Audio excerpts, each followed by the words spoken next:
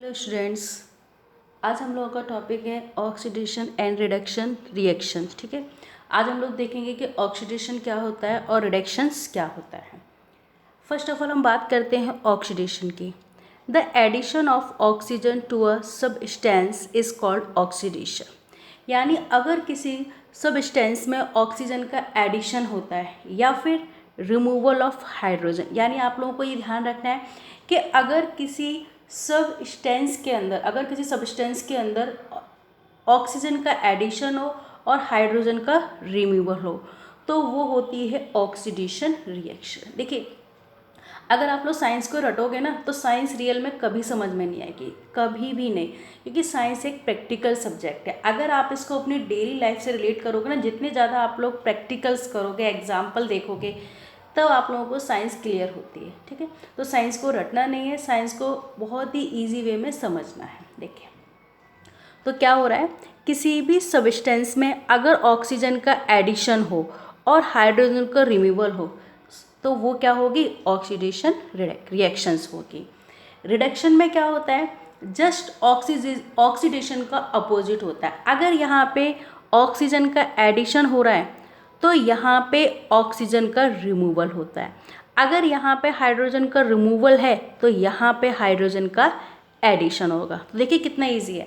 अगर आप ऑक्सीडेशन भी ध्यान रखते हो ना तो रिडक्शन तो ऑटोमेटिकली समझ में आ जाता है। अब देखिए, इसको एग्जाम्पल देखते हैं।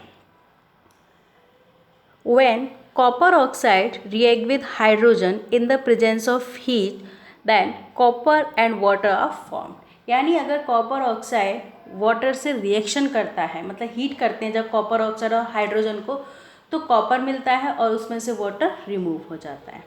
अब देखिए, अब आगे का प्रोसेस क्या, मतलब ऑक्सीडेशन कैसे होगा, रिडक्शन कैसे होगा। देखिए, यहाँ पे कॉपर ऑक्साइड है, अगर आपने इधर देखा तो यहाँ पर क्या हो गया, यहाँ पे कॉपर सिंगल है। इसका मतलब क्या है, पहले कॉपर के साथ ऑक्सीजन था, अब यहाँ पे क्या हो गया, सिंगल रह गया। इसका मतलब यहाँ से ऑक्सीजन रिमूव हुई है, और जहाँ ऑक्सीजन रिमूव होती है वो रिडक्शन होता है। जैसे कि देखो, रिमूवल ऑफ ऑक्सीजन, तो क्या हो गया, रिडक्शन, यानी यहाँ पे रिडक्शन हुआ है। अब देखिए, यहाँ हाइड्रोजन सिंगल था लेकिन यहाँ हाइड्रोजन के साथ कौन आ गया, ऑक्सीजन आ गया, और जहाँ पे ऑक्सीजन का एडिशन होता है वो क्या होती है, वो ऑक्सीडेशन होती है। जैसे कि मैंने यहाँ बताया था, एडिशन ऑफ ऑक्सीजन, ऑक्सीडेशन, तो यहाँ भी यही हुआ है। अब हम इसके एजेंट्स के बारे में देखते हैं। एजेंट मतलब कि कौन ऑक्सीजन को रिमूव करेगा तो उसको क्या बोलेंगे, अगर कोई सब्सटेंस हाइड्रोजन को रिमूव करता है तो क्या बोलेंगे, एक्सेप्ट मतलब लेगा तो क्या कहेंगे, तो ये भी आप लोगों को ध्यान रखना है। देखिए, the substance which gives oxygen for oxidation is called an oxidation agent. यानी अगर कोई सब्सटेंस, ये आप लोगों को ध्यान रखना, अगर कोई सब्सटेंस ऑक्सीजन को देता है तो वो ऑक्सीडाइजिंग एजेंट होगा, और अगर कोई हाइड्रोजन को रिमूव करेगा तो वो भी एक ऑक्सीडाइजिंग एजेंट होगा। यानी दो स्टेप आपको ध्यान रखने हैं, एक तो हाइड्रोजन देता है और एक हाइड्रोजन रिमूव करता है। ठीक है, देना अलग बात होती है, रिमूव करना अलग बात होती है। ठीक है, मैं भी आपको एग्जाम्पल के थ्रू बताऊंगी, लेकिन फिलहाल आपको ये ध्यान रखना है कि अगर कोई ऑक्सीजन गिव करेगा तो वो भी ऑक्सीडाइजिंग एजेंट होगा, अगर वो हाइड्रोजन को रिमूव करता है तो वो भी ऑक्सीडाइजिंग एजेंट होगा। रिड्यूसिंग एजेंट क्या होगा, अगर कोई हाइड्रोजन देता है, वहाँ पे ऑक्सीजन गिव कर रहा था, ये चीज़ आपको ध्यान रखनी है, यहाँ पे हाइड्रोजन गिव करेगा और यहाँ पे वहाँ क्या हो रहा था, वहाँ हाइड्रोजन रिमूव हो रहा था, तो यहाँ ऑक्सीजन रिमूव होगा, रिडक्ट जस्ट अपोजिट है। अब देखिए, ये तो आपको पता है कि कॉपर ऑक्साइड अगर ऑक्सीजन को रिमूव करता है तो वहाँ रिडक्शन होता है, और हाइड्रोजन अगर ऑक्सीजन के साथ एडिशन करता है तो वहाँ पे ऑक्सीडेशन होता है। अब एजेंट देखिए, हाइड्रोजन ने क्या किया, ऑक्सीजन को लिया, भाई हाइड्रोजन ने क्या किया, ऑक्सीजन को लिया, तो ये हो गया सबस्टेंस ऑक्सीडाइज, यानी ठीक है, यानी जो ऑक्सीजन को लेता है, ठीक है, वो हो जाएगा ऑक्सीडाइजिंग एजेंट।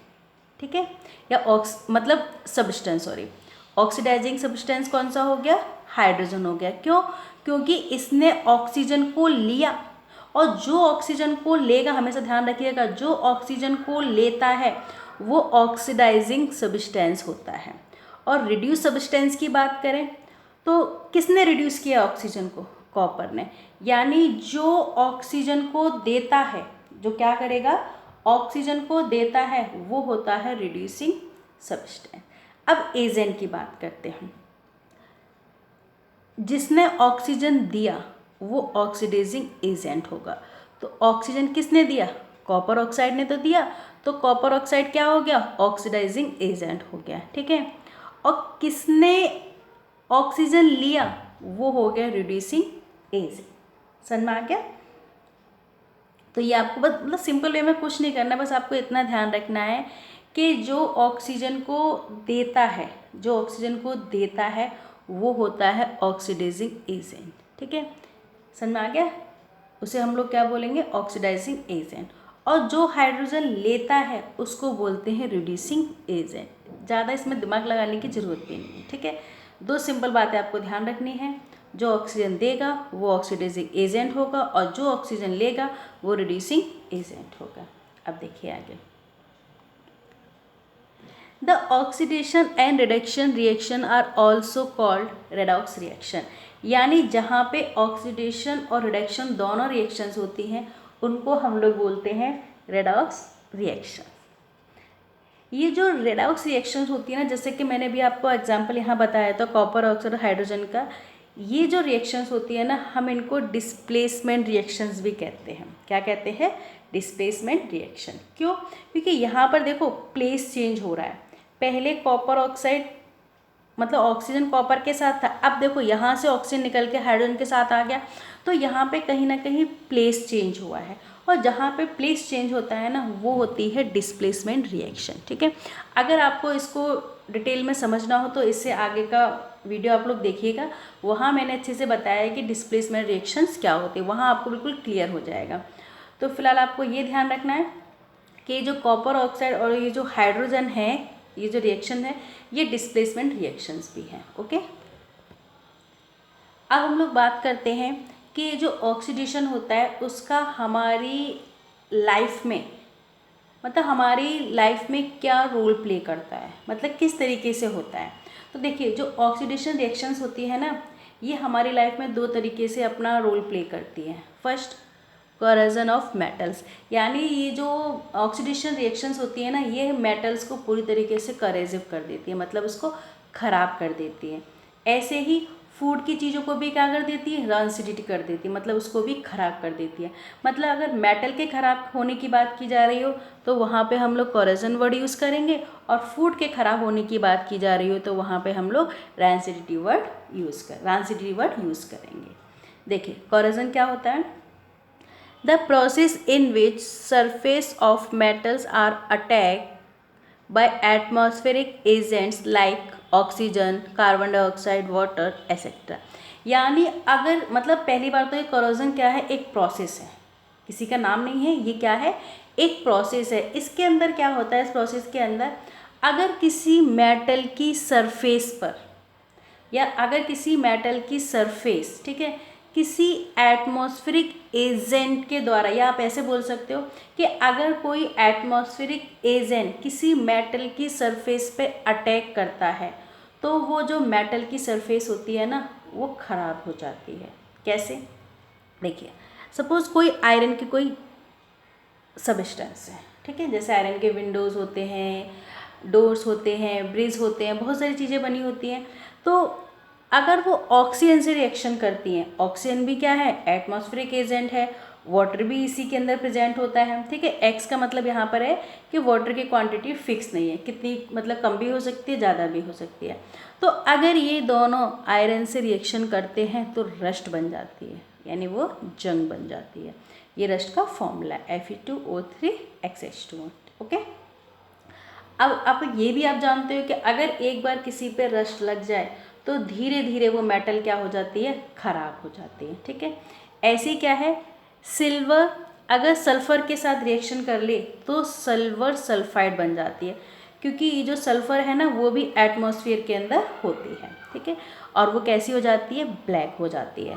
मैं आपको एक चीज़ और बताती हूँ, कभी भी हमें सिल्वर की स्पून से एग नहीं खाना चाहिए। क्यों नहीं खाना चाहिए?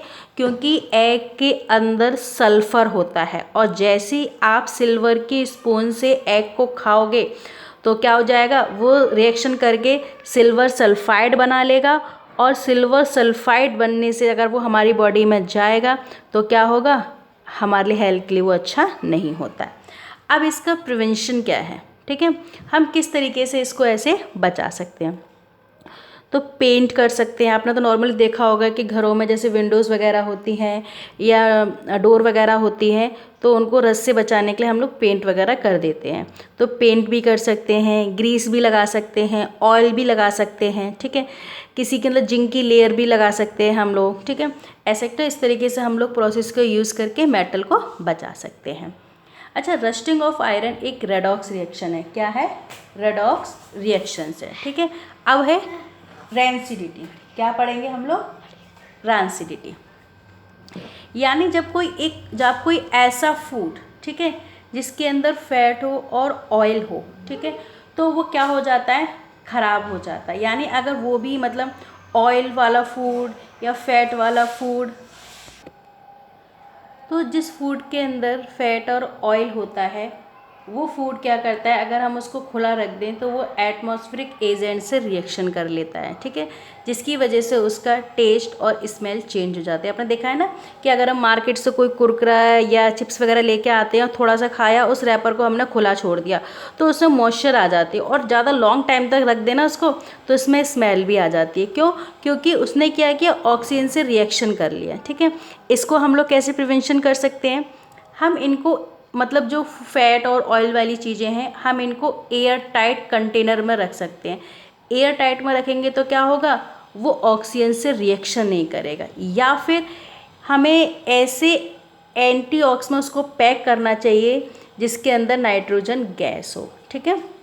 तो इस तरीके से मतलब नाइट्रोजन गैस का मतलब है यह है, जैसे चिप्स वगैरह हैं, इनके अंदर जो गैस होती है ना वो एंटीऑक्स होती हैं, जैसे नाइट्रोजन गैस वगैरह उसके अंदर फिल की जाती है, जिससे क्या होता है, वो किसी एटमॉस्फेरिक एजेंट से रिएक्शंस नहीं करते हैं, ठीक है।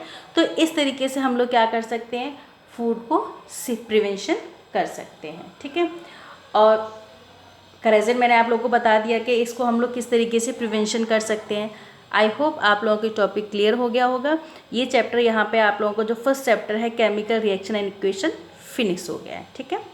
इसका ये 4 पार्ट था, 4 पार्ट में इसको डिवाइड किया गया, तो आप लोग उसको देख लीजिएगा। Okay, thank you.